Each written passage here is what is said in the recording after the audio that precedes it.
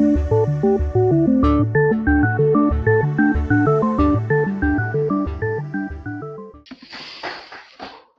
tarde. Boa tarde, Elvis. Boa tarde, Eduardo. Boa tarde, Daniele. Boa tarde, Brenda. Boa tarde, Lorival. Boa tarde, Cristiano. As pessoas que me deram boa tarde aqui pelo nosso chat.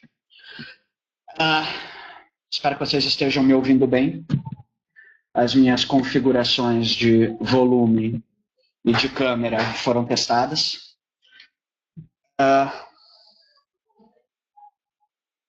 A gente está começando mais um webinar da Roper. Esse sobre marketing, o primeiro webinar gratuito sobre marketing que a gente oferece pela Roper. Acho que até em função disso a gente está tendo uma quantidade tão grande de pessoas inscritas. Nós somos 122 nesse grupo agora. Sobre o webinar, eu tenho 102 slides para passar para vocês. Muitos deles são slides de apoio. Então, não se preocupem com a necessária apresentação de cada um. Talvez eu salte um ou dois ao longo da apresentação. Eu gostaria de solicitar que vocês, quando tiverem dúvidas, que vocês marquem as dúvidas começando o texto com uma hashtag, para que eu possa posteriormente organizar as perguntas e respondê-los presencialmente aqui ou virtualmente, se não der tempo. Esse webinar ele tem 1 hora. Ao final dele, eu pretendo ficar alguns minutos interagindo com quem tiver tempo. Eu não sei se todo mundo se programou para ficar até mais do que as 4 horas aqui. Vocês conhecem a Roper? A Roper é a principal consultoria de gestão acadêmica e administrativa de instituições de ensino do Brasil, da América Latina e, até onde eu sei, do segmento de educação de forma geral. Nós temos 3 grandes áreas, uma área de pesquisa, uma área de ensino, uma área de consultoria, e eu sou um dos consultores da Roper e trabalho nesses 3 grandes segmentos, desenvolvendo pesquisas com a área de pesquisa de mercado, desenvolvendo a parte educacional com esses webinars, participando dos nossos 2 grandes eventos, e na parte de consultoria, atuando com marketing educacional em instituições de ensino de todo o Brasil. Meu nome é Rafael Vilas Boas, para quem não me conhece, eu dei uma olhada agora rapidamente na nossa planilha de inscritos, e tem vários amigos inscritos nesse evento. Não sei se todos eles estão online, tem muita gente que se inscreve para assistir depois remotamente e assincronamente o evento. Meu nome é Rafael Vilas Boas e eu trabalho com marketing para instituições de ensino quase 20 anos. Meu primeiro emprego foi dentro de uma instituição de ensino na área de marketing e eu fiquei quase mais de uma década atuando na posição de vocês como executivo de marketing de instituições de todos os níveis de ensino, algumas grandes instituições do Brasil. Em algum momento da minha carreira eu dei uma virada nela e passei a atuar no que eu chamo de setor, de segmento de suprimento e apoio a marketing educacional. Então, hoje eu trabalho numa consultoria na Roper e dirijo um núcleo de educação numa agência de propaganda aqui de São Paulo chamada FESCOB, que é uma agência que tem um DNA bem forte em digital marketing. Eu sou autor de uma série de estudos e livros, de uma quantidade que eu já nem conto mais de artigos. Em 2009 eu publiquei o The Campus Experience, que é esse livro com a capa azul que vocês estão vendo aí. Ele é um livro que se mantém 90% dele atualizado. Ele tem 10% que já ficou um pouco envelhecido, e é um livro bastante romântico, é um livro de uma época em que o marketing ele pertencia à área das ciências humanas. Eu costumo dizer que recentemente o marketing ele passou às ciências exatas. Em 2009, no dia que eu entreguei o manuscrito do Campus Experience, tudo mudou. A gente passou a fazer um novo tipo de marketing, menos calçado na propaganda e mais calçado nos resultados. E até 2009, a gente vinha de um ciclo de marketing muito focado na expansão de produtos e do ponto de venda, né, dos 2 P's do marketing iniciais. A partir de 2009, a gente começou a buscar uma racionalização maior e a se concentrar nos outros 2 P's de marketing, que é a parte de precificação estratégica e a parte promocional. Meu LinkedIn ele tem um arcabouço muito grande de artigos, então se alguém quiser depois se aprofundar em alguns dos temas que eu estou trabalhando aqui, eu convido a me adicionar lá. Essa apresentação é baseada em 4 grandes momentos. Primeiro, eu vou dar uma contextualização do nosso marketing educacional, da história desse nosso segmento. Depois eu vou falar das 3 grandes atividades de uma área de marketing dentro de uma instituição de ensino, que é a comunicação, a conversão e a retenção de alunos. Essa é a história do marketing educacional desde os anos 80, essa é a história do segmento de instituições de ensino superior públicas e privadas desde 1980. A gente teve até 1996 uma estagnação que vinha desde os anos 70, né, de número de instituições de ensino superior atuando no mercado brasileiro, e em 96 a gente teve com o Paulo Renato de Souza, na frente do Ministério da Educação, uma abertura desse mercado e a entrada de instituições com fins de lucro na atividade de oferta de ensino superior no Brasil.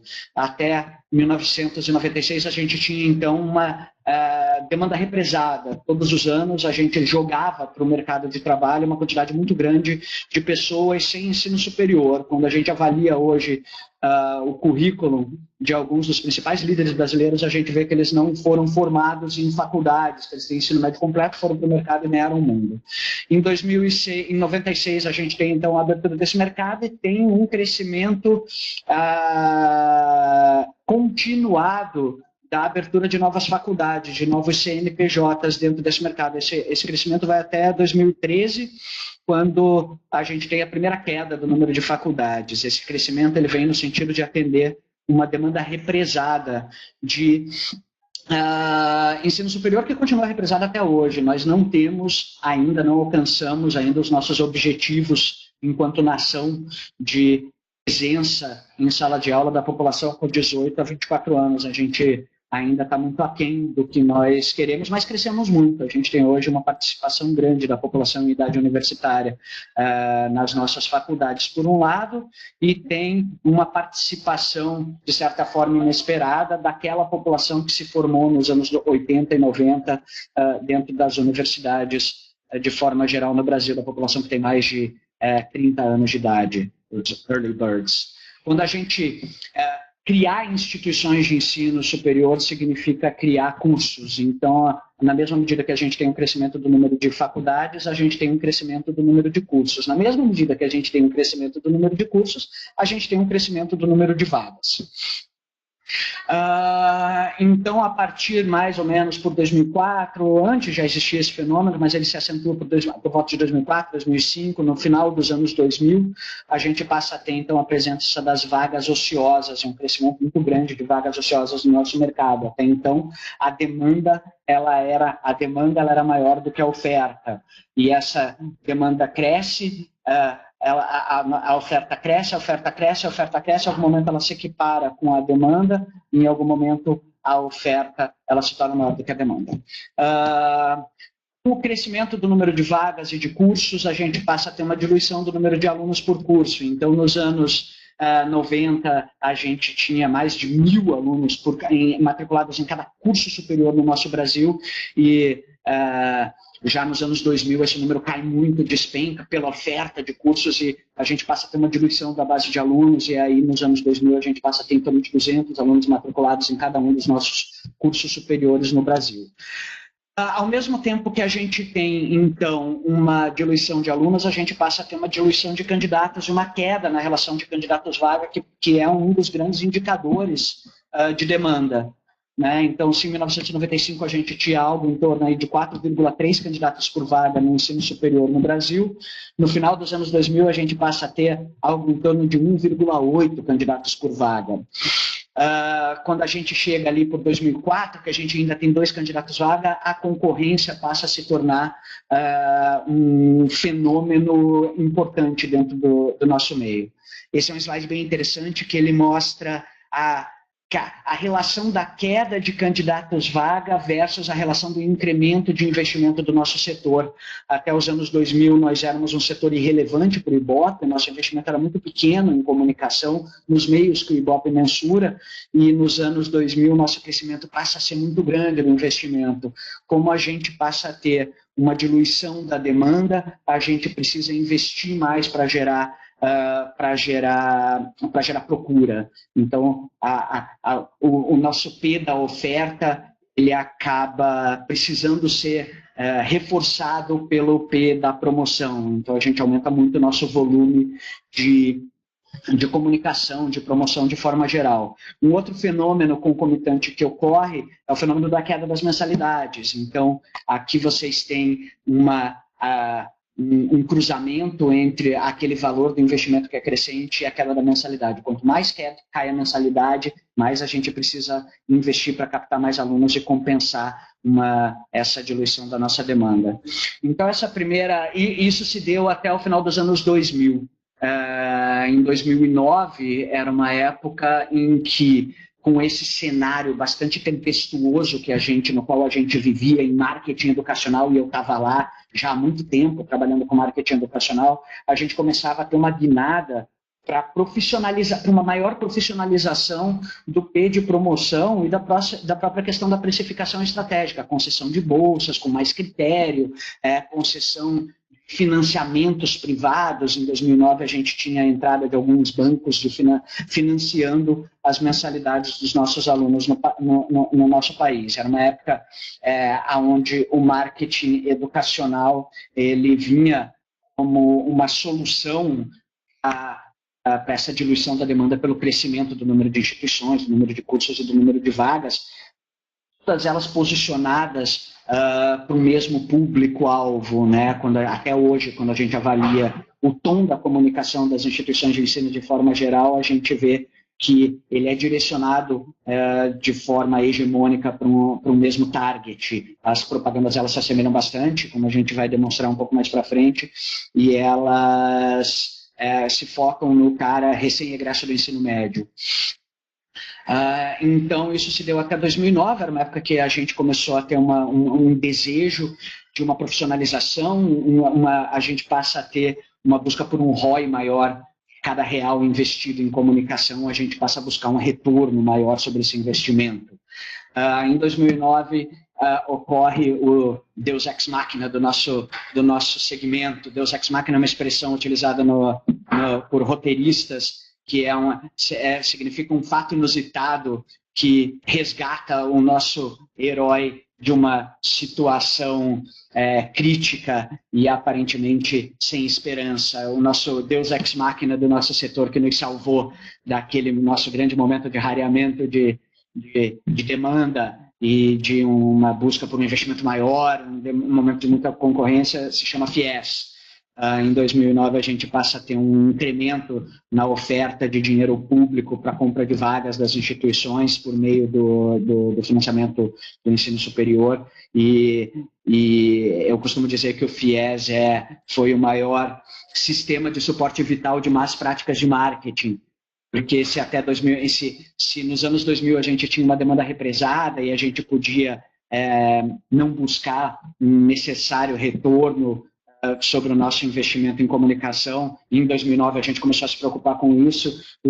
O começo dos anos 2010 acabaram sendo meio de uma anestesia geral no segmento. As empresas que vendiam CRM pararam de vender CRM. Os bancos de financiamento que estavam criando soluções para esse mercado saíram do mercado praticamente, pois eles foram engolidos pelo dinheiro público. O nosso Deus Ex Machina durou até 2015. O vestibular de janeiro de 2015 foi o nosso último grande momento de captação e de um crescimento sustentado, esse quase dumping governamental, né, por essa verba que veio aí e nos manteve, nos sustentou durante durante o começo dos anos 2000. Quando a gente avalia a curva de crescimento das faculdades, a gente vê que elas cresceram em 2012, 13, 14, 15, e aí em 15 e 2 a gente teve um primeiro grande impacto da ausência desse dinheiro e da não profissionalização do investimento em comunicação. Em 2015, 2, a Roper projeta que a queda de crescimento em relação a 2014 2 foi próxima de 20%. Em 2016, 1, a gente projeta que foi em torno de 25%, e agora em 16, 2, a gente projeta novamente que nós vamos captar menos alunos, entre 10% e 20% menos alunos do que a gente captou em 2015, 1, que já vinha numa curva de queda. Quando a gente vem numa curva de queda, a gente perde tração de campanha, a gente perde tração de captação. Quando a gente vem numa curva de crescimento, a gente tem a tração da recomendação dos novos alunos entrando, e isso é um fenômeno muito importante, essa ressonância desses ingressantes para campanhas de forma geral. Ao perder tração, a gente precisa reforçar o nosso investimento em comunicação, reforçar o nosso GRP, reforçar os impactos da comunicação que a gente faz para buscar um resultado maior. Então, essa primeira geração do marketing educacional, eu costumo dizer que era uma geração de giz e cimento, era uma geração muito focada para produto e ponto de venda. As instituições que nasceram nessa primeira onda, elas se focaram na abertura de cursos e vagas, e aí a gente atendeu a demanda, e a gente precisa agora ir para um segundo momento, que é de buscar uma melhoria do nosso investimento promocional e da nossa precificação de forma geral. A gente precisa priorizar o nosso investimento e atender a nossa necessidade central. Maslow é um psicoterapeuta do MIT dos anos 60 que criou essa pirâmide que todo mundo que estudou comunicação conhece, que é a pirâmide do atendimento de necessidades humanas. Maslow diz que você só pensa em segurança depois de você ter o atendimento das suas necessidades fisiológicas, você só pensa em relacionamento depois que você tem a sua segurança completa, você só pensa em estima depois de que você tem as suas necessidades de relacionamento supridas. Eu criei o Maslow corporativo, que eu nunca tinha visto, mas eu gosto de apresentá-lo. O Maslow corporativo, a necessidade fisiológica das nossas empresas é o nosso break-even, nosso ponto de equilíbrio. A necessidade de segurança é a nossa necessidade de lucro, o nosso ganho de participação de mercado. A nossa necessidade de relacionamento é a satisfação dos nossos clientes e o nosso ganho de share of mind, de share of heart, de branding. E aí vem estima com a fidelização, recomendação e construção de comunidades, e aí vem lá em cima realização pessoal, seria inovação e pesquisa. Por que eu trago esse Maslow corporativo? Porque muitas instituições hoje não estão atendendo a sua necessidade fisiológica, e quando a gente analisa o investimento de marketing delas, ele perpassa verticalmente todas essas dimensões de Maslow. Então, quando a gente precisa priorização de investimento, priorização de energia, é uma importante necessidade das organizações. Não adianta a gente investir em relacionamento com o cliente, eventos, se a gente não estiver fazendo o nosso beabá, que é buscar o nosso ponto de equilíbrio. Esse é o nosso primeiro momento. Uma instituição ela tem que pagar suas contas para ela ser sustentável e poder fundamentar esse crescimento de marca, né, que termina lá em cima com inovação, com pesquisa e desenvolvimento, com ações below the line. É importante, então, que a gente racionalize o nosso investimento de comunicação, o nosso investimento de marketing, e que a gente foque, que a gente entenda o momento da nossa organização e a gente foque nesse momento, nos indicadores de desempenho desse momento.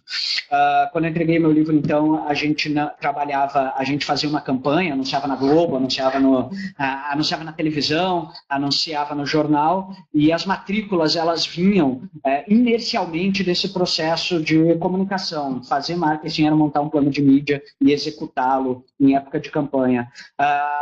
Quando eu entreguei meu livro, a gente passou a ter um novo momento do marketing educacional, que é um momento no qual a gente passou a ter novos indicadores de desempenho de marketing, e a gente passou a trabalhar com esses 3 grandes esforços de marketing, é entender e controlar um pouco melhor o nosso trabalho de marketing, que hoje é baseado em 3 grandes esforços. Um é uma gestão de meios de comunicação, cujo indicador de desempenho é a geração de intenções de compra. Essas intenções de compra têm diversos nomes, tem gente que chama de cadastro, tem gente que chama de lead.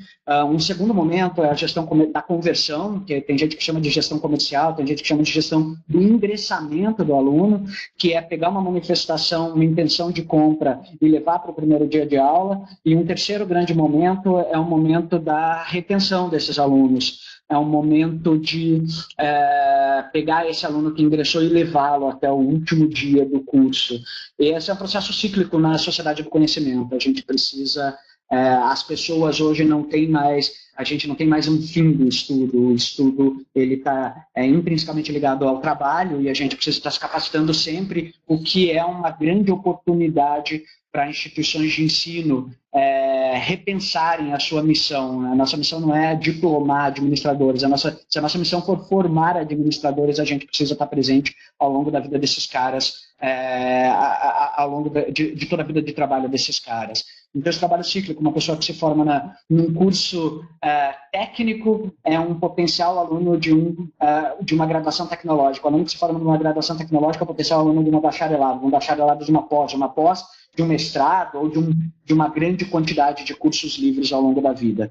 E são esses os 3 momentos sobre os quais a gente vai falar. Em primeiro lugar, sobre gestão da comunicação. Hoje, a gente precisa entender a comunicação e dividir a comunicação institucional, que atuaria um pouco acima naquela pirâmide de Maslow, que é a construção de marca, construção e lembrança de share of mind, da comunicação para resultado. Hoje a gente tem aí toda a questão de mídia programática, mídia para desempenho, mídia de performance, como se fala, inbound marketing. E a relação ela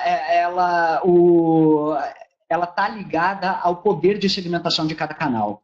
Quanto maior o poder de segmentação de cada canal, maior vai ser o custo para impactar 1000 pessoas. Quanto menor for o custo para impactar 1000 pessoas, menor vai ser o poder de segmentação de um canal. Então, lá em cima, nesse exercício que eu fiz, a gente tem a radiodifusão, broadcasting, a gente tem televisão e rádio, que tem um poder muito pequeno de segmentação, mas um custo por 1000 muito baixo. É muito fácil impactar, muito barato impactar 1000 pessoas utilizando televisão, mas a gente impacta pessoas de diversos estratos econômicos, sociais, culturais.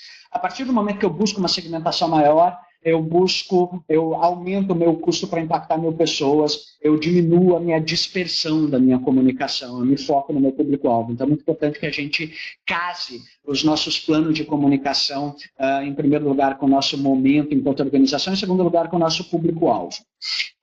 Direcionando parte do nosso investimento para a construção de marca, mais parte para a geração de resultados. Até 2010, a gente não tinha um indicador de desempenho muito factível para a gestão da comunicação de forma geral. A gente colocava lá embaixo, como resultado disso daí, as matrículas. E isso funcionava. A partir de 2010, a gente teve a entrada no mercado brasileiro de empresas que vendem lead. Uma empresa espanhola, uma empresa americana, passaram a vender leads para as instituições de ensino. Os leads eram cadastros. Eram intenções de compra geradas num ecossistema online, numa rede de conteúdos dessas empresas.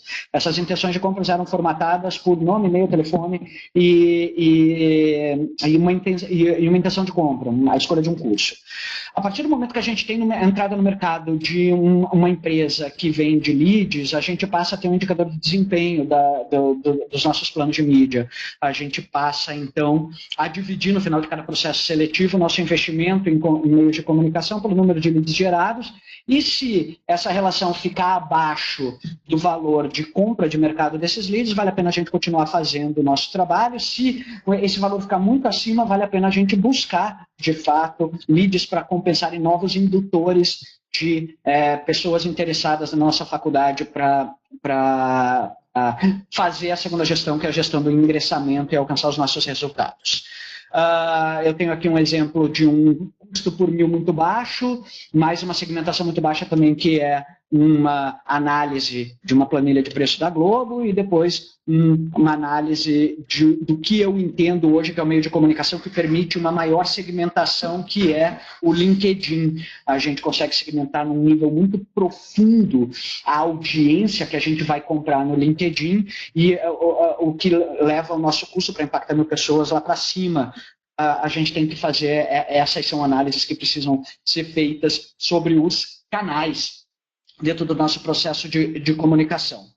A gente sabe muito sobre a gestão de campanhas, sobre a gestão de meios e de campanhas de processo seletivo. A gente divide hoje, na verdade quem dividiu foi o Google, numa pesquisa que eles lançaram pela primeira vez em 2011, e vem lançando sistematicamente ano após ano de análise de compra de instituições de ensino, e o Google dividiu o processo de decisão de um futuro aluno de diversos segmentos de educação em 4 grandes etapas.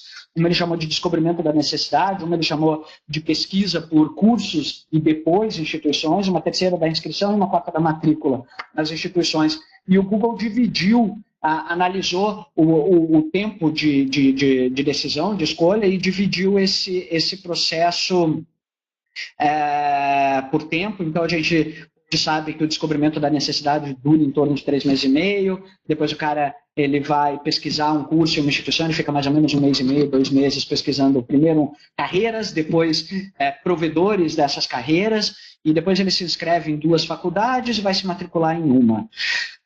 Isso foi uma pesquisa muito rica que eles lançaram em 2011, e quando a gente analisa o processo de forma geral, ele dura 7 meses. Quando eu tenho 2 entradas numa instituição de ensino, eu passo a ter uma sobreposição de campanhas. No momento em que estou encerrando as matrículas de um processo seletivo, eu estou iniciando o meu processo de comunicação para os alunos que vão se matricular no semestre seguinte. A gente está exatamente nesse momento de sobreposição agora, no final de agosto, começo de setembro, quando eu termino a matrícula dos meus alunos de 2016-2 e começo a comunicar para as pessoas que estão começando a conceber o desejo de estudar em 2017.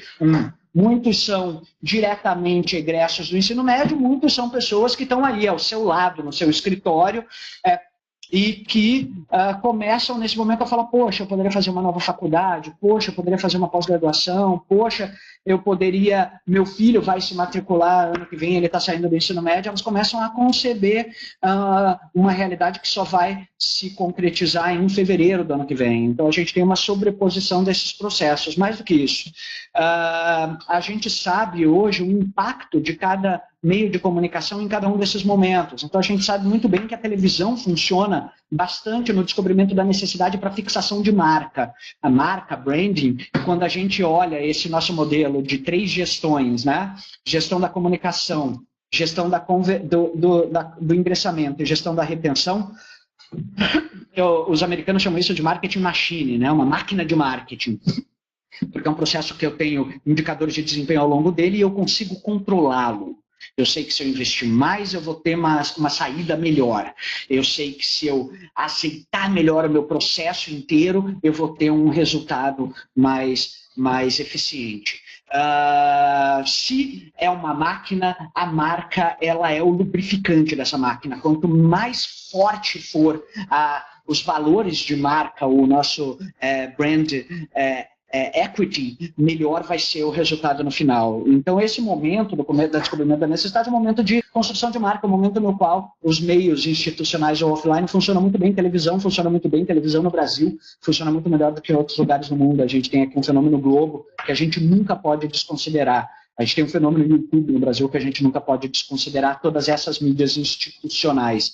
Um filme de 30 segundos consegue contar uma história melhor do que qualquer outra peça publicitária. Então, esse é o momento do descobrimento da necessidade. A televisão funciona muito bem. Depois vem o momento que o aluno pesquisa cursos, carreiras, faculdades, e ele vai se inscrever e se matricular. Esse processo hoje se dá preponderantemente online, fora a parte da matrícula, e a partir do momento que o cara descobriu a necessidade, que ele vai fazer uma faculdade, ele passa a pesquisar, ele vai para o digital. E aí a gente tem 2 grandes mídias atuando conjuntamente em digital. Uma é o mecanismo de busca do Google, o Google Search, né? Ele aparece com uma força muito grande nos 4 meses subsequentes do descobrimento da necessidade, e uma segunda, eu queria que vocês guardassem essa ideia, que é muito importante, uma segunda é o website das marcas. O nosso website, ele é fundamental para os nossos resultados de forma geral, tanto para a construção de marca quanto para conversão e ingressamento de alunos. A gente tem hoje uma sobrecarga de comunicação de forma geral no mundo, né? O crescimento, existe uma desordem de propaganda, parece que o objetivo do marketing é preencher cada espaço em branco da nossa vida com uma mensagem publicitária. Aqui em São Paulo, hoje, faz-se mensagem publicitária no túnel do metrô. Quando você entra no metrô, você vê lá, o metrô anda no túnel, tem uma mensagem publicitária, para vocês verem como a gente vem ocupando cada espaço em branco da nossa vida com mensagens publicitárias. Fala-se que nos anos 70 nós víamos 500 mensagens publicitárias no dia, hoje fala-se de mais de 5 mil. Eu acredito que nós sejamos impactados por muito mais de 5 mil mensagens publicitárias ao longo do dia. Sobre essa questão, é importante que nós diferenciemos a nossa mensagem publicitária das demais.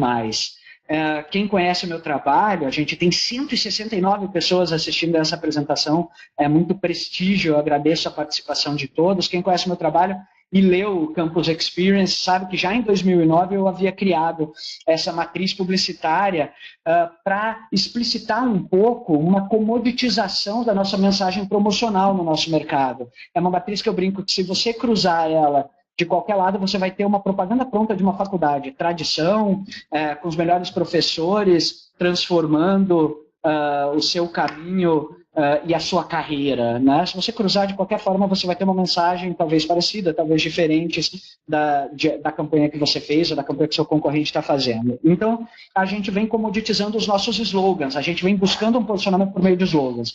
Eu posso estudar na Anhembi Morumbi, no mesmo ano tinha uma campanha que falava eu posso estudar na Católica. Além dos nossos slogans, a gente vem comoditizando os elementos semióticos, as ilustrações, os conceitos nos quais a gente empacota esses títulos, né?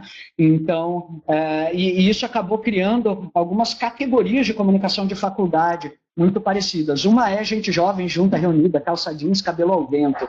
Aqui eu tenho 2 propagandas de 2 faculdades no mesmo ano, na mesma cidade. Gente jovem, junta, reunida, abraçada, heterogênea.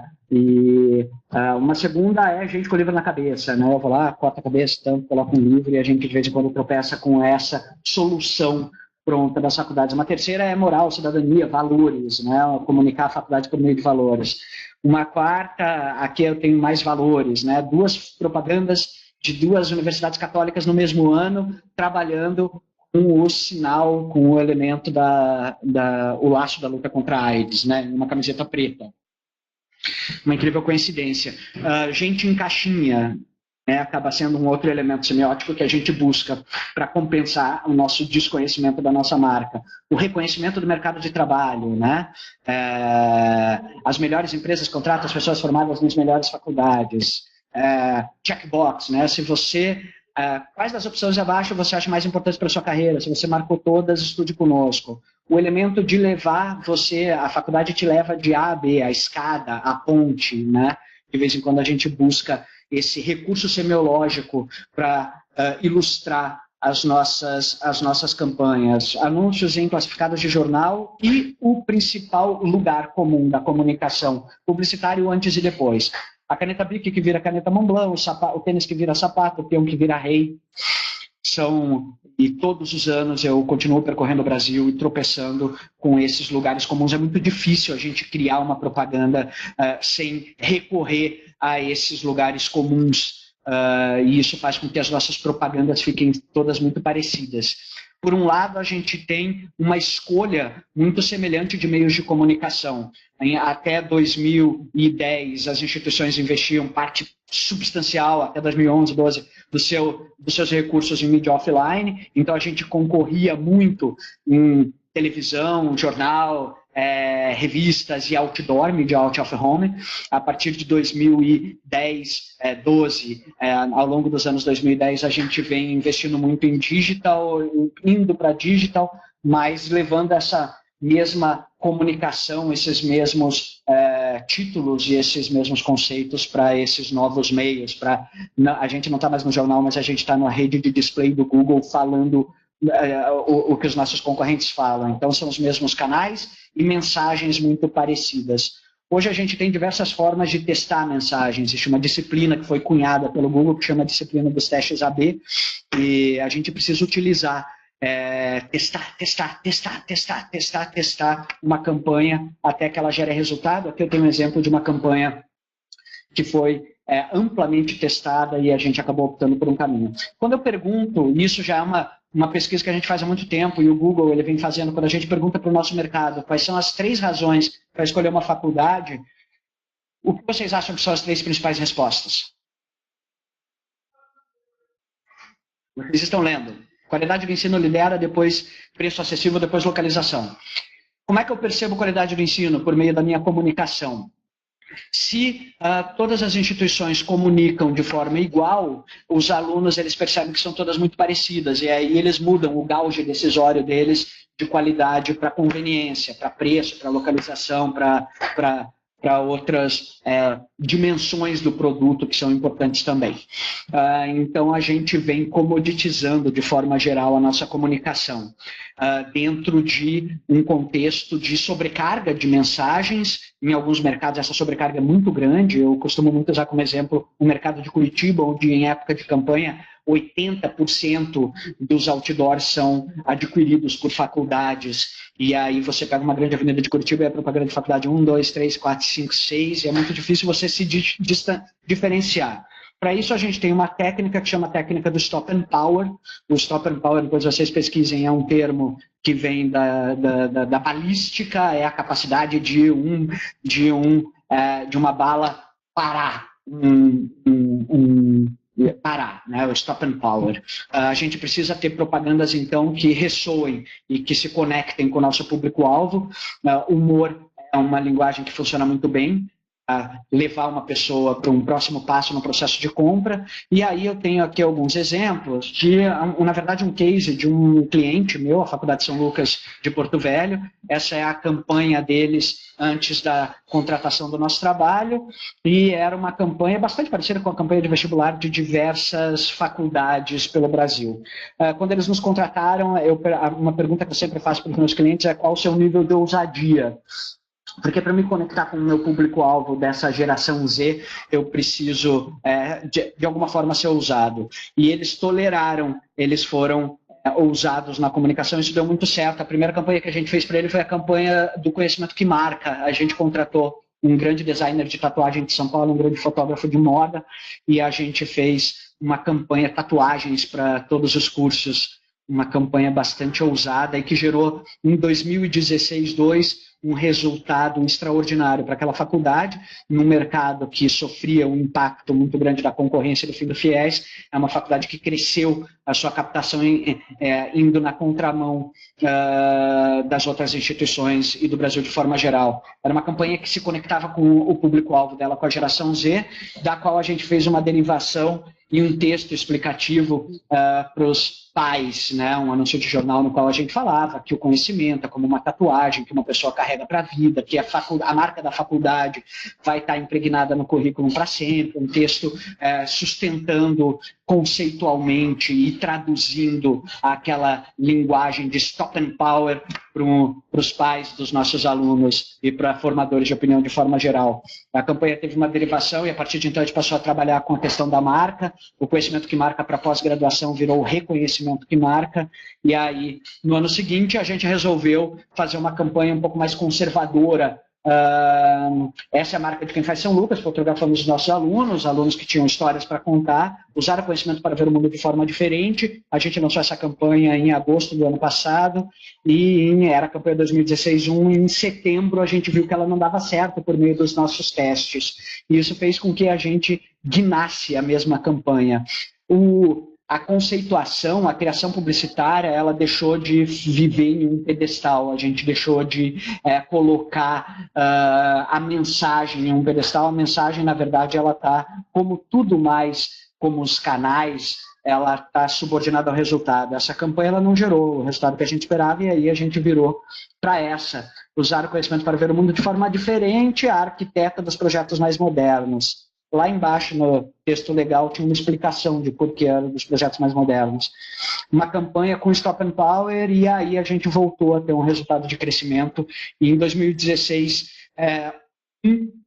essa faculdade teve um crescimento muito grande na captação de alunos. Aí em 2016, 2 a gente entrou com a campanha Você Pode Ser Mais e Deixar a Sua Marca. E aí a gente começou a trabalhar com ilustrações, né?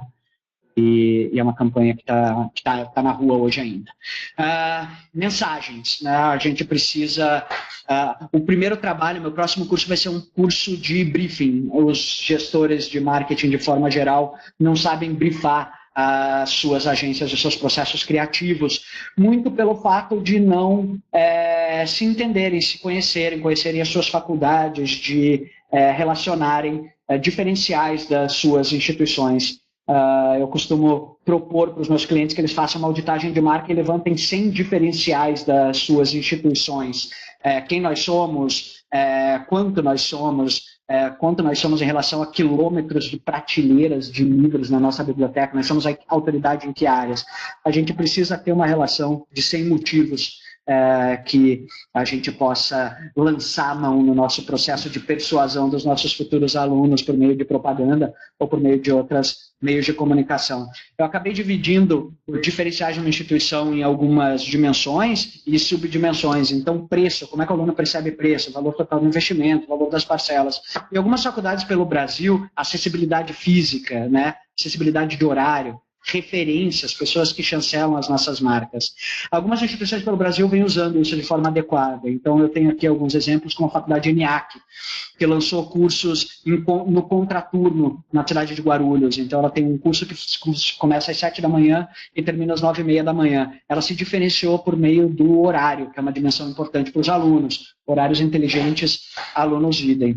Uma outra instituição, a FGV, com seu portal Histórias de Vida, né, onde tem testemunho de pessoas que se formaram na faculdade. É claro que a FGV ela tem o Abílio Diniz como ex-aluno, mas isso não desqualifica os nossos egressos. A gente não precisa colocar presidentes de grupos multinacionais, mas a gente precisa que os nossos alunos, ex-alunos da nossa comunidade, nosso aluno chancele as nossas histórias. Parâmetros de qualidade acadêmica, parâmetros de mercado, né, quanto o nosso aluno ganha depois de formado. Isso a gente não precisam ser necessariamente atributos internos que eu vou comunicar, mas podem ser oportunidades de mercado das quais eu me aproprie. Então, há muito tempo eu falo que uma instituição de ensino que não encontra um diferencial para comunicar, ela pode dizer que o salário de quem tinha faculdade era 3 vezes os dos demais trabalhadores em 2011. Essa é uma realidade no Brasil. Estudar no Brasil paga o maior prêmio, o Brasil é o país que paga o maior prêmio por ano de estudo no mundo. A Estácio fez exatamente isso, está lá, profissionais com ensino superior ganham 3 vezes mais, comece a sua graduação. Valores sociais, rankings, né? A gente tem alguns rankings e a gente precisa se policiar. Eu convido vocês, essa apresentação vai ficar disponível para download, eu convido vocês para analisarem a posição das suas instituições no Brasil e no mundo por meio do Webometrics, que é um dos 3 rankings mais respeitados de universidades do planeta. E se um dia vocês quiserem aprofundar, eu vou deixar meu contato no final, quiserem aprofundar essa metodologia de como nos posicionar as nossas escolas para esses rankings, a gente pode auxiliá-los. A gente não precisa necessariamente, às vezes, quando a gente vai fazer um diagnóstico, uma auditagem da nossa marca, e a gente pode descobrir que a nossa instituição é muito parecida com a instituição do nosso vizinho.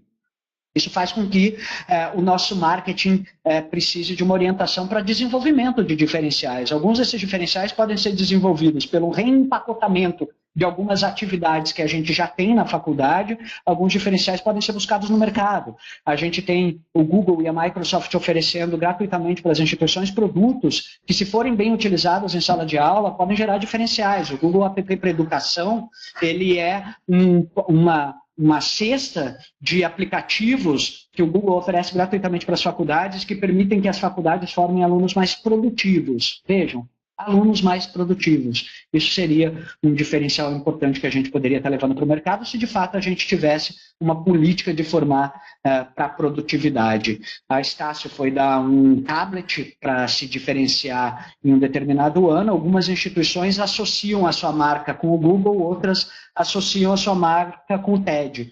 O TED é um evento mundial, já foi chamado de fast food do conhecimento, e a gente pode, seguro educacional, a gente pode buscar essas parcerias fora, internacionalização, né? A gente pode montar uma rede de parceiros no Brasil e criar um intercâmbio nacional como um diferencial. Faça um curso de administração por R$10, faça um curso de administração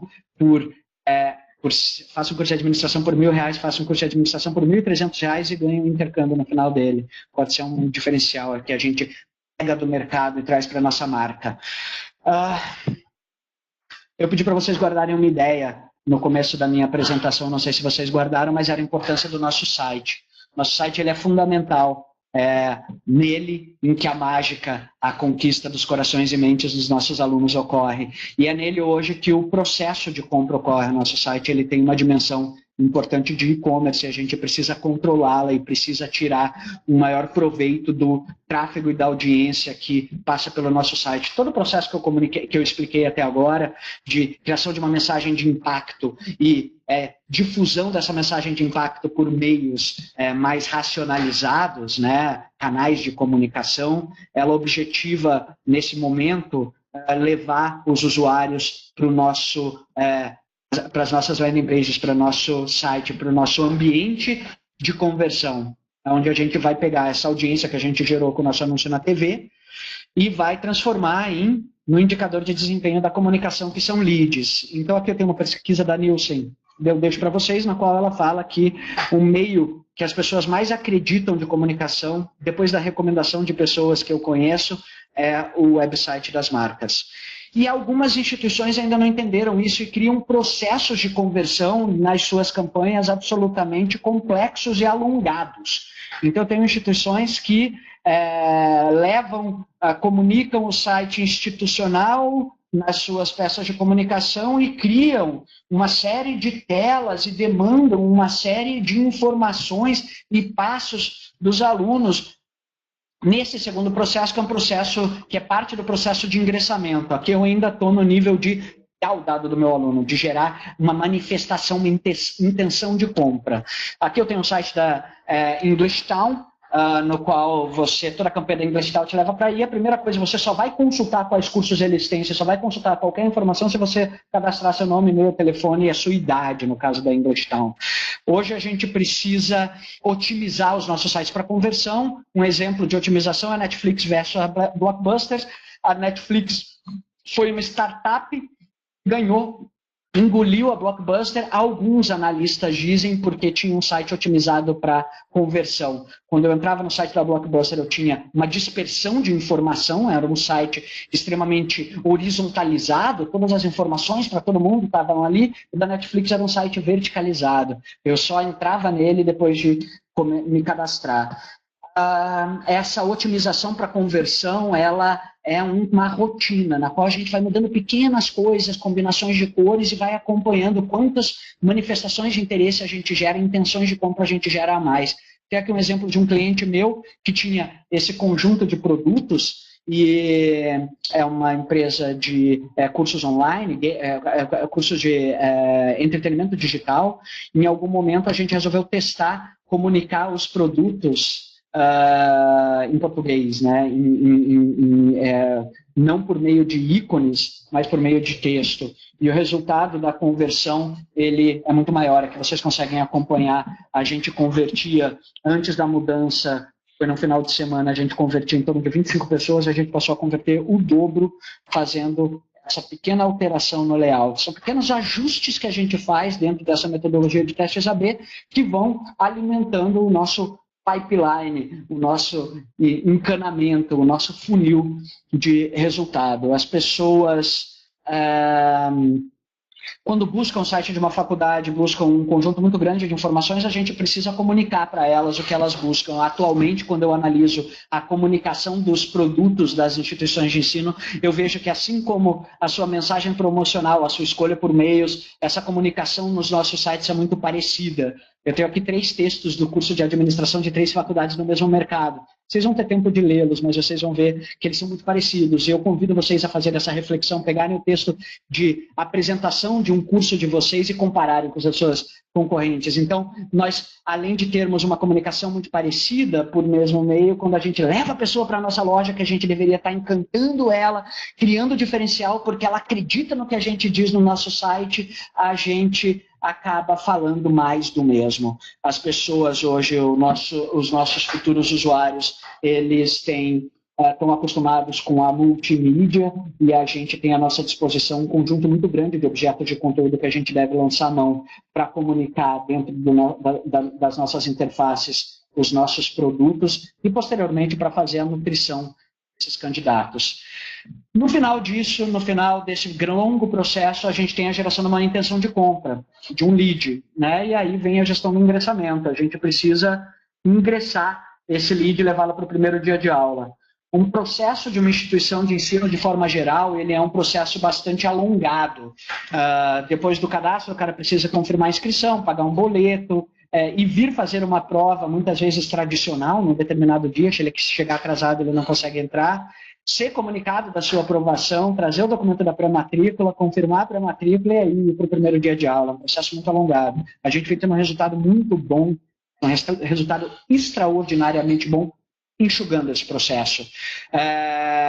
O dia da prova é o dia da matrícula. Então, a gente vem criando um produto chamado Matrícula Express. A gente tem ele em alguns dos nossos clientes com resultado muito bom no momento em que o aluno ele faz a prova, esse vestibular, é claro, é um vestibular agendado, com poucas pessoas, a gente leva ele na faculdade, trabalha com marketing de experiência, e aí no final desse tour, ele tem a comunicação da aprovação e ele tem um convite, uma proposta recusável para se matricular, e ele acaba fazendo uma pré-matrícula, garantia da sua vaga no mesmo dia da prova. Então, a gente vem enxugando esse processo de ingressamento do aluno, que é um processo tão crítico.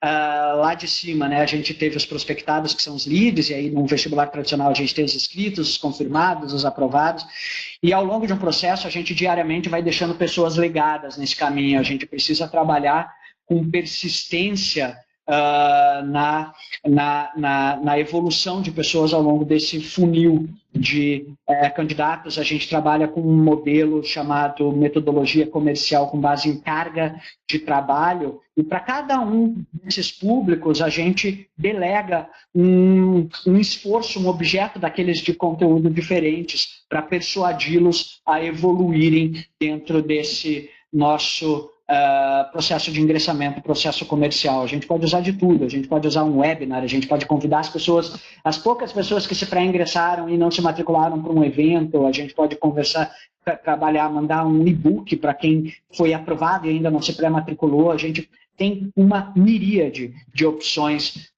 para fazer isso que a gente chama de nutrição desses cadastros. O tempo de resposta de um cadastro ele é fundamental nesse processo. A gente tem que ter uma agilidade muito grande. No primeiro minuto da submissão de uma inscrição, de uma intenção de compra, a pessoa está muito apta a continuar comprando. Então, se eu tenho uma geração de lead, e esse lead entra no meu site, se eu responder esse lead no primeiro minuto, eu consigo, em primeiro lugar, encontrar esse cara, o telefone não vai tocar e cair, e consigo dar continuidade nele no processo de matrícula, né? Matriculado esse cara e todo esse esforço no qual eu passei que eu passei 75% do meu tempo explicando, a gente tem o primeiro dia de aula. Todo esse trabalho, essa mecânica, ela funciona, esse método, ele funciona para levar um aluno para o primeiro dia de aula, e aí vem nosso terceiro grande desafio, que é o desafio de reter esse aluno até o final do ano. até o final do curso, até o final do semestre, do ano e do curso. Esse é um processo que é realizado no dia a dia. A evasão ela é inversamente proporcional ao tempo decorrido. A gente sabe que quanto mais próximo quanto mais recente a matrícula, maior a chance do aluno se evadir. É por isso que a quantidade de alunos evadidos no primeiro ano por meio de desistência e depois por meio de trancamento é muito maior do que a quantidade de alunos evadidos no segundo ano, terceiro e no final no quarto. Isso se dá muito em função do custo de troca adquirido. Um aluno no primeiro mês de aula, o custo de troca dele tende a zero. Na verdade, antes de entrar, nós temos que reembolsar a taxa de matrícula dele, mas depois que a gente presta o serviço, o custo de troca de um aluno no primeiro ano é a taxa de matrícula e a primeira mensalidade no primeiro mês. No segundo mês é a terceira mensalidade, é a segunda mensalidade. No terceiro mês são 4 mensalidades.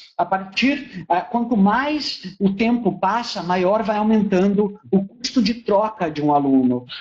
Então, nosso objetivo para reter os nossos alunos, parte dele é levar o aluno para o final do primeiro semestre, onde a gente não tem mais a desistência, esse aluno passa a formalizar a sua saída por meio de um trancamento, né, ou por meio de uma transferência.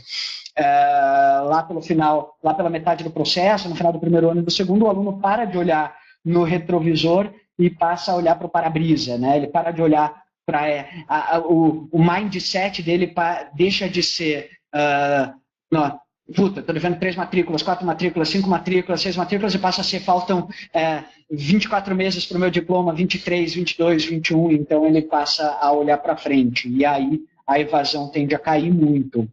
A gente tem 2 tipos de técnicas de retenção.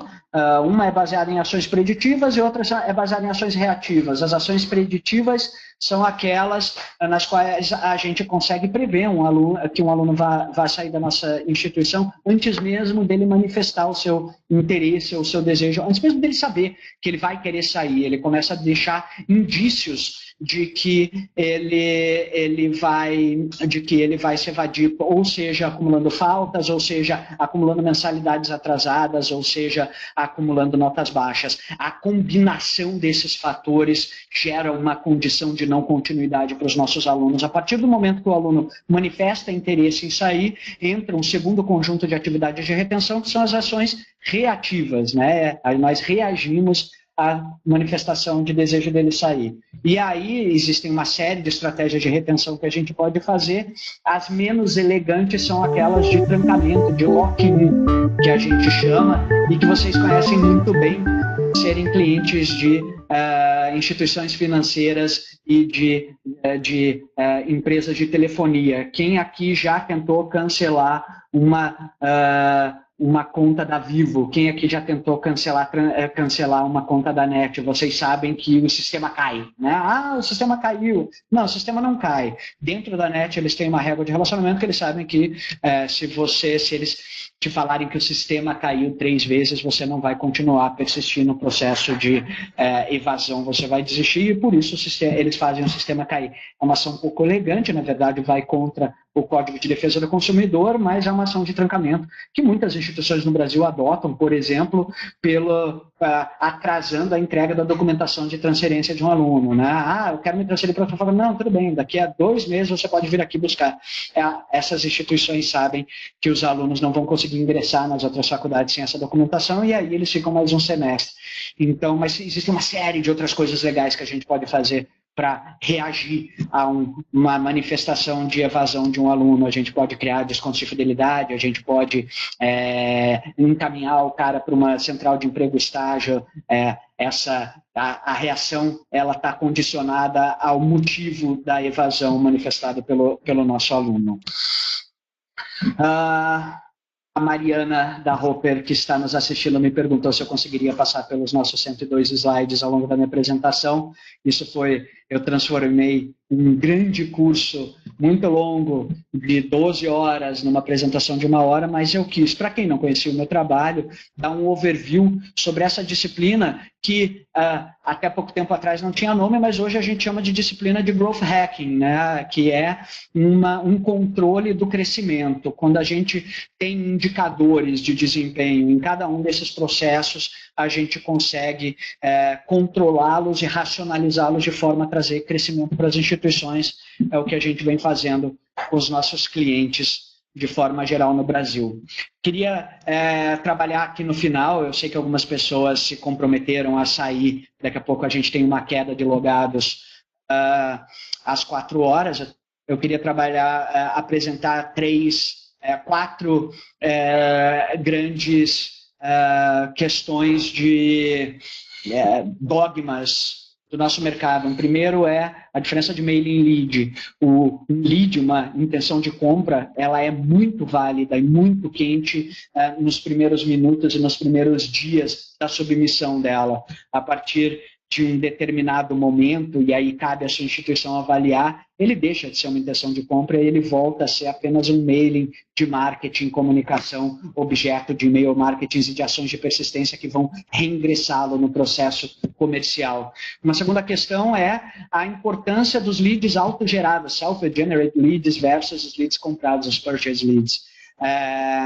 Os leads gerados, os leads gerados pela gente, na nossa loja, no nosso site, eles têm uma extrapolação muito positiva, que é o fato deles estarem vindo da nossa campanha, da nossa mensagem publicitária, que quanto mais verdadeira e mais focada nos nossos diferenciais e na nossa verdade e na nossa realidade ela for, maior a chance desses caras persistirem. Muitos dos leads comprados, eles vêm de empresas que têm marketplaces de instituições de ensino. Hoje isso é uma realidade no nosso mercado. O cara ele tem uma loja de faculdades, né? Tem algumas dessas lojas onde o aluno entra e tem lá faculdade A, B, C ou D, cuja única diferenciação é um preço, é quase um leilão de faculdade. Esse é um cara que já está entrando na sua faculdade falando que ele é sensível a preço e ele te comprou numa grande feira de commodity. Uma terceira questão que eu queria diferenciar, eu sei que o nosso tempo já passou, mas esse é o meu último slide, é a diferenciação de Salesforce e CRM. Eu vejo muita gente comprando grandes e complexos projetos de CRM para utilizar uma pequena parte que é o módulo de vendas. Salesforce é uma categoria de produtos que usa a marca Salesforce como sinônimo de categoria, assim como Gillette é sinônimo de lâmina de barbear no Brasil. Existe um conjunto grande de soluções para gestão comercial e do ingressamento, automação do ingressamento dos alunos. Salesforce mesmo, a HubSpot, o próprio CRM, ele é um software muito complexo que tem lá uma dimensão que é a dimensão de gestão de vendas. E a questão dos leads rápidos e dos leads curtos, né? Você pode fazer um lead qualificando ele desde o início, então quando o cara entra no seu site ele vai escolher campus, depois ele vai escolher curso, depois ele vai escolher se ele quer fazer EAD ou se ele quer fazer presencial e depois ele deixa o nome e e-mail dele. E uma outra forma de gerar os leads é a forma de primeiro cadastrar o nome, e-mail, telefone para depois ele enriquecer nos passar as informações adicionais e no final concluir o processo de inscrição. A gente entende que esse modelo no qual o cadastro vem antes, ele é importante, que a gente pagou por essa audiência e a gente precisa monetizá-la e, enfim, convertê-la de alguma forma. Marketing hoje, na era da comunicação, ele é extremamente complicado e a gente trabalha, na verdade, com provedores em cada uma dessas dimensões que a gente atua. Então, tem agências de propaganda brigando com agências de propaganda. Essas agências de propaganda, elas vão comprar a sua audiência nos fornecedores A, B ou C. Esses fornecedores A, B ou C, eles vão concorrer entre si. Então, na verdade, quando a gente trabalha com marketing hoje, nessa era do marketing digital, a gente está trabalhando com a concorrência entre métodos e ecossistemas distintos. A gente precisa entender qual é o nosso parceiro e quais os parceiros do nosso parceiro para saber o resultado que ele vai alcançar. Queria agradecer a presença de todo mundo, então, e partir aqui para alguns minutos de resposta a perguntas. Queria lembrar vocês que para fazerem perguntas, vocês precisam marcar o texto com uma hashtag antes. E até o momento, eu só tenho perguntas referentes à liberação dos slides, que são todos liberados. Darwin disse excelente apresentação, obrigado.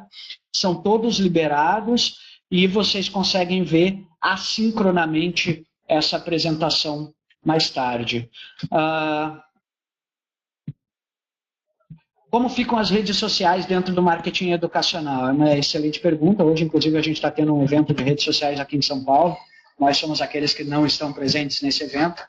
As redes sociais, elas são o melhor canal de fale conosco atualmente. As redes sociais são um canal de relacionamento. As redes sociais se entenderam em algum momento como empresas. E elas passaram a ser hoje alguns dos principais canais de comunicação dos quais a gente dispõe. Então, o Facebook, o Twitter, hoje eles dão audiência e voz para quem gasta dinheiro com eles. Não adianta a gente se enganar. Eu, às vezes, vejo alguns dashboards e algumas análises e alguns papers que falam das maiores fanpages do mercado do ensino superior no Brasil. Isso é uma coisa muito de ego, né? Uma coisa muito de a minha fanpage tem 40 mil usuários, porque os posts espontâneos que eu coloco, se eles não são promocionados no Facebook, eles têm um alcance muito limitado. Por outro lado, se eu invisto em promoção de posts, se eu invisto nas ferramentas de advertising do Google, do Facebook, eu consigo ter resultados muito, muito legais. Custos de lead muito baixos. Fernanda Verdolin, show, parabéns, obrigado. Você já tinha assistido a isso, Fernanda, não sei se você continua online, mas eu estou aguardando o teu retorno. Obrigado pela apresentação, Darwin, de novo.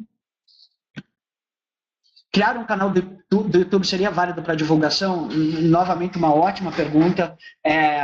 A gente precisa voltar a TP5. Eu não sei se é o nome, a TP5 eu vou te chamar de 5. A gente precisa entender qual é o nosso momento dentro daquele Darwin corporativo. O canal do YouTube, ele é uma mídia institucional. A gente não precisa, apesar dele estar online, ele hoje é um dos principais canais de televisão do Brasil, com a diferença de que eu consigo entregar a minha mensagem uma audiência dentro do meu público-alvo. No lugar do GRP, eu vou ter o TARP, né? Eu vou entregar o meu meio para o meu público-alvo. Mas ele é um canal institucional. A conversão diretamente relacionada ao YouTube ela é muito baixa. O YouTube, então, ele é um grande canal de televisão e a relação do YouTube ela é uma relação com o Google Search. Quando eu faço um anúncio no YouTube, eu aumento muito a busca pela minha marca no Google. E se eu compro a minha palavra-chave, eu consigo, como a minha palavra-chave é uma palavra de baixa concorrência, eu consigo ter um CPC e depois um CPL, que é um custo por lead, e depois um custo de aquisição, um custo do ingressante muito mais baixo. Então, o YouTube é um super canal de divulgação, a gente vem fazendo muito. Eu, na verdade, nunca fiz tantos filmes como eu tenho feito ultimamente. Nesse sentido, filmar a palestra de professor e colocar no YouTube tende a ser um esforço para uma audiência muito baixa. Se a gente não promover essas palestras e não roteirizá-las de forma a elas serem consumidas pelo YouTube, que tem uma série de questões de audiência, né? Baixa capacidade de retenção do nosso público-alvo e tal. Além disso, o YouTube hoje é uma miríade de influenciadores, né? A gente tem pessoas extremamente influentes dentro do nosso público-alvo no YouTube. E a gente vem utilizando alguns desses influenciadores nas nossas estratégias com muito sucesso. O Luiz pergunta, você acredita que a parte o público, todo o conteúdo do trabalho a ser feito, vale também para a escola de nível técnico? Eu acredito que vale para uma fábrica de salsicha. Em algum momento me falaram que faculdade não é uma fábrica de salsicha. De fato, o nosso produto é muito mais nobre que o produto salsicha, mas eu acredito sim que todo esse método ele é aproveitado para toda a cadeia, para todos os níveis de ensino, desde uma escola de educação infantil até um curso de mestrado. Sendo que na escola de educação infantil, meu público-alvo é outro, ele não é necessariamente usuário do meu serviço, e eu tenho um processo de ingressamento diferenciado, no qual eu tenho a visita à escola e tal. Mas atualmente a audiência ela está no digital, e não tem como a gente fugir disso, ela está no digital mobile, não tem como a gente fugir disso também. Tudo que a gente pensar nesse grande ecossistema que é a internet, a gente precisa entender que a plataforma de acesso à internet dos nossos usuários, ela é uma plataforma móvel, ela é um celular, e a gente precisa pensar para celular, a gente precisa construir para celular conteúdos leves, conteúdos que fluam em celular. Que mais? Você acha que há chance para as instituições menores terem esforço de marketing parecido com os grandes grupos, mesmo tendo uma escala menor? Eu acredito sim, na verdade. Hoje eu trabalho com 9 clientes, apenas um é um grande grupo educacional, todos os outros são faculdades pequenas que ainda não foram consolidadas, e todas elas estão se tornando extremamente competitivas trabalhando com esse método. A questão é, quando você é uma empresa de capital aberto, o teu tempo de decisão e as suas esferas para a tomada de qualquer ajuste são muito grandes e muito morosas. Quando você é uma faculdade pequena, você tende a ser mais dinâmica. O problema é quando você é uma faculdade pequena e burocrata.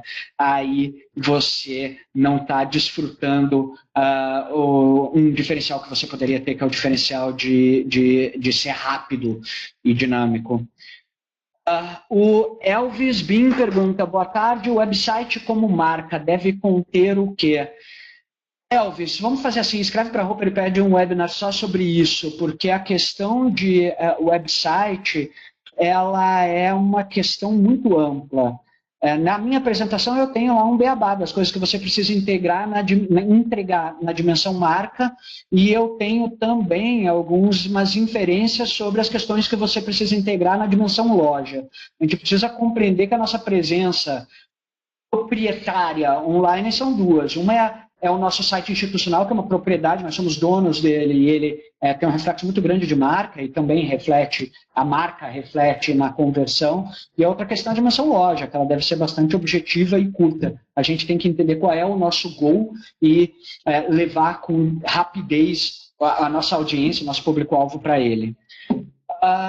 Dani pergunta, Rafael, é possível uma universidade utilizar a mesma campanha para curso de EAD e presencial? Oi, Vitor, eu estou utilizando a sala de um colega meu, ele acabou de chegar aqui. Sim, é possível, mas não é indicado. Os atributos que a gente, a não ser que a gente vá buscar naquela minha tabela a construção dos nossos diferenciais. Os atributos do EAD e do presencial são diferentes. A gente precisa diferenciar até para que o EAD não canibalize o nosso produto diferencial. Darwin pergunta qual a importância de uma campanha junto aos egressos. Quase não vemos isso. Concordo com você, quando a gente pensa naquele processo sistêmico e retroalimentado, a gente precisa pensar no nosso alumni, na nossa comunidade de ex-alunos. Eles são as pessoas que vão levar a nossa marca para o mercado. A gente precisa se relacionar com esses caras, e quase ninguém, acho que fora o Mackenzie, com o seu projeto para sempre mackenzista, trabalha com os ex-alunos. Eu te digo, dentro de relacionamento com alunos, se você for fazê-lo, pergunte para esses caras quanto eles ganham de salário. E aí pergunte para os caras quando eles entram na sua faculdade quanto eles ganham de salário. Aí você vai ter um delta de tangibilização do seu serviço que pode vir a ser o objeto e a sua proposição de venda. Estude conosco, nós quadruplicamos o seu salário. Como você encara o uso de vídeos online ou mesmo apresentações igual a essa? Eu acho que é legal para gerar lead. Eu gerei aqui 300 leads, né? Eu acho que é um caminho que algumas empresas vêm utilizando, não tanto na graduação. Eu acho que a gente tem que oferecer isso para dentro, entendendo como um objeto de nutrição dos nossos inscritos, Thiago. Em algum momento, oferecer um webinar sobre curso, a gente consegue dar uma escala maior e atender aí gente, principalmente para a EAD do Brasil inteiro. As empresas de cursos preparatórios utilizam muito a ferramenta do Eventials. Eu tenho algumas ferramentas que me dizem a origem do tráfego e da audiência do teu site. Você vai me dizer o teu site, eu vou dizer os 10 sites que mais mandam gente para você. E quando a gente avalia a origem da audiência da LFG e da Demasia, por exemplo, a gente vê que o Eventials é uma grande fonte de tráfego, de audiência para esses caras. E aí ele entra na loja e a mágica acontece. Pamela pergunta, quando tem um público-alvo bem delimitado, é válido o investimento em outras mídias que não as mídias sociais? Depende do seu público-alvo. Seu público-alvo depende do seu produto. É uma pergunta capciosa, Pamela. Todo mundo tem um público-alvo bem delimitado.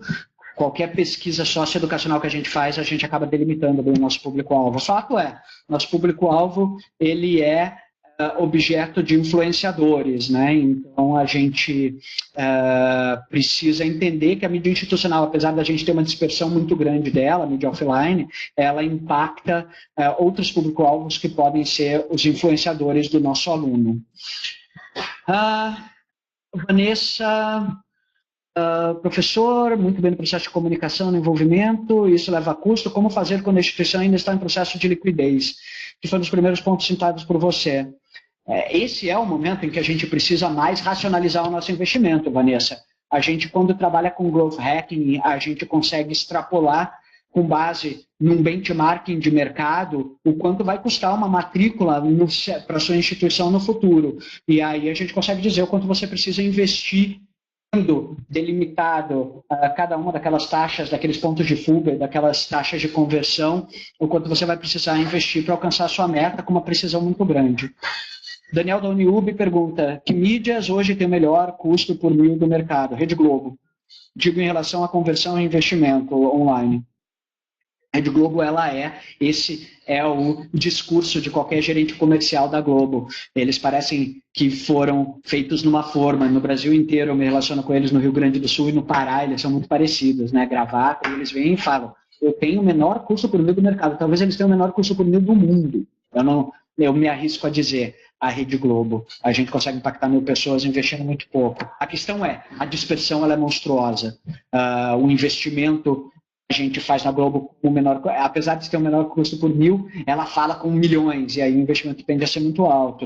Esses milhões a gente consegue canalizar e distribuir melhor numa relação de performance institucional em outros meios, muitas vezes, mas sem, claro, abrir mão da Vênus platinada. A Rede Globo entrega no Brasil um Super Bowl a cada 4 dias, né? O Super Bowl, que é o maior evento de audiência, quando a gente pega o horário nobre da Globo, a gente tem aí uma audiência equivalente ao do Super Bowl a cada 4 dias. A gente nunca pode ser leviano ao ponto de desconsiderar isso. Marcelo pergunta, as estimativas que você citou, o percentual de queda na captação de 2015 reflete o ambiente inóspito? Sim. Não, eu acho que não vai apresentar, não. Na verdade, a gente, em sua visão, o cenário de custo de captação vai melhorar em 2017? Vai melhorar se você é o agente da melhora, Marcelo. Você é o cara que vai ser o elemento contracíclico da sua instituição. Mas eu acho que o mercado ele tende a se tornar cada vez mais árido, até porque as instituições estão indo muito para o digital, e o digital ele trabalha um inventário limitado, né? O número de pessoas que buscam faculdade na sua cidade, ele é limitado, né? Então, quanto mais pessoas estiverem comprando a palavra faculdade na sua cidade, maior vai ser o custo clique nessa palavra. Então, o custo de estar online tende a aumentar no futuro pela migração do investimento das faculdades para essa mídia e a e a demanda tende a cair por diversas razões socioculturais e tecnológicas. A gente tem hoje o ensino sendo difundido gratuitamente na internet. Esse webinar ele está sendo de graça, é ensino, em diversas pontes. E eu olho com bastante preocupação para o futuro, se você não for o agente de mudança na sua faculdade. O Hugo pergunta, como diferenciar propaganda no meio tão igual, onde a demanda procura a mesma coisa? Com Stop and Power, entendendo, fazendo aquele exercício de encontrar 100 motivos para estudar com você, Hugo, e a partir do momento que você encontrar esses 100 motivos, de priorizá-los, encontrar qual o principal motivo e levar uma mensagem verdadeira que te diferencie dos seus concorrentes. Alguma estratégia mais específica para o EAD? A Janaína pergunta, vale, Janaína, se você quiser interagir comigo no futuro, a gente vem pensando em diversas formas de posicionar instituições para o EAD, afinal a gente ainda não tem Netflix no ensino à distância, né? Existe um grande mercado a ser explorado. Hoje a oferta de cursos e a entrega do EAD é muito assemelhada no Brasil. Você pergunta qual o tempo em minutos ideal para uma propaganda eficaz? 30 segundos. 15, 5, depende da frequência que você quer imprimir no seu público-alvo. E depende da mensagem que você quer passar. É tudo uma questão de uma combinação de formatos. Vanessa pergunta, estamos com muitas instituições usando como estratégia de marketing preço, agora temos cursos no mercado com valores que chegam até R$150. Bem-vinda a 2009, Vanessa. Isso está correto? Tem como concorrer com esse tipo de estratégia? Tem, criando diferencial, mostrando para os seus alunos. O problema é você ter no outdoor ao lado alguém falando cursos a partir de R$150 e você está com uma mensagem muito parecida com o outdoor ao lado. Então o aluno ele vai olhar a construção de diferenciais e vai falar, opa, elas são parecidas, eu vou pela com preço melhor ou a mais próxima da minha casa. Daniel pergunta, nesse momento do ano, é melhor, em sua opinião, focar em divulgação para nutrir o nosso target com informações para ajudá-los a decidir pelo EAS ou já ofertamos propaganda de promoção chamando para inscrições? Excelente momento, Daniel. São momentos que se sobrepõem. Por um lado, a gente precisa continuar inscrevendo alunos para o vestibular 2016-2. Eu peço que o seu mantenedor, e se você for mantenedor, que você prorrogue as inscrições até o final de setembro, porque quanto mais tempo de conversão eu tiver, tempo é um fator crítico no processo. A loja nunca fecha.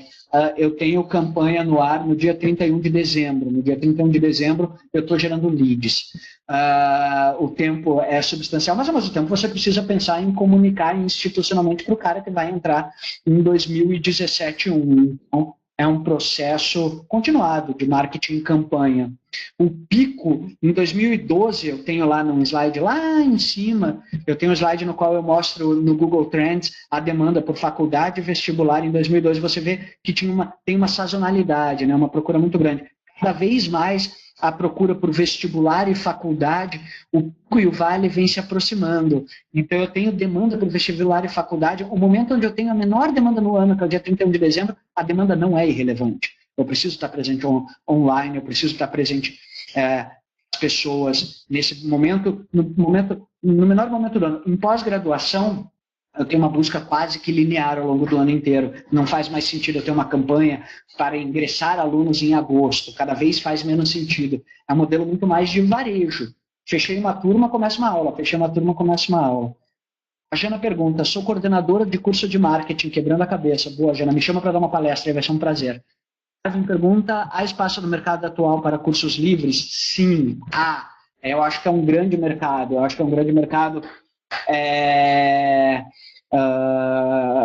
De forma geral, quando a gente procura a demanda no Brasil, a gente vê que tem uma demanda muito grande desses produtos atomizados de educação, não fechados dentro de um grande pacote formal de ensino, e para essa dimensão da educação continuada ao longo da vida, ela se dá por meio de processos formais de pós-graduação lato sensu, stricto sensu, mas se dá também por essas pílulas de conteúdo. O Netflix da educação provavelmente ele venha essa atomização. E aí vem uma reflexão que é a reflexão de atomizar o nosso conteúdo, né? A gente tem ali um curso de administração de 3.600 horas. Esse curso ele é dividido em 30 disciplinas. Essas disciplinas elas são divididas em em 10 aulas. No final, um curso de administração, ele é dividido em 400 objetos de conteúdo que eu poderia empacotar, nomear, posicionar, jogar online, porque vai ter demanda. A gente tem uma longa cauda na internet de pesquisa por esses produtos específicos. E as instituições precisam se apropriar e vender, e atender essa demanda de um curso de pricing para ensino superior. Bem específico, mas tem demanda para isso. Boa tarde. Qual o método de matrícula usado para minimizar o processo dos ingressantes? O Enem, né? Eu acho que é a forma mais rápida de você ingressar um aluno em um mercado regulado, no qual você precisa ter um processo seletivo, é aceitar a nota do Enem, e aí vai da altura do seu travessão. Se você vai colocar uma nota do Enem alta para ingressar o seu aluno, uma nota baixa. Quanto menor a baixa, maior o teu público-alvo. Essa é a forma de ingressamento mais rápida que a gente tem. A aceitação da nota do Enem, você precisa entender o impacto disso na tua marca, você precisa entender isso enquanto sustentabilidade. Eu queria mandar um abraço especial para o professor Monteiro, não sei se você está online, Monteiro, saudade de você. E como não tem mais perguntas, me despedir de vocês e deixar um super abraço aqui. Quem tiver dúvidas pode continuar escrevendo, no final a equipe da Roper vai consolidar tudo isso, vai me mandar tudo isso e eu posso responder por e-mail, enfim. Eu estou à disposição de vocês nas redes sociais, especificamente no LinkedIn, peço que vocês me adicionem. Lá eu tenho algumas dezenas de artigos que complementam essa minha apresentação e me colocar à disposição de vocês para fazer uma visita, para construir um relacionamento e auxiliá-los dentro das minhas limitações no alcançamento do seu sucesso. Um abração e até a próxima.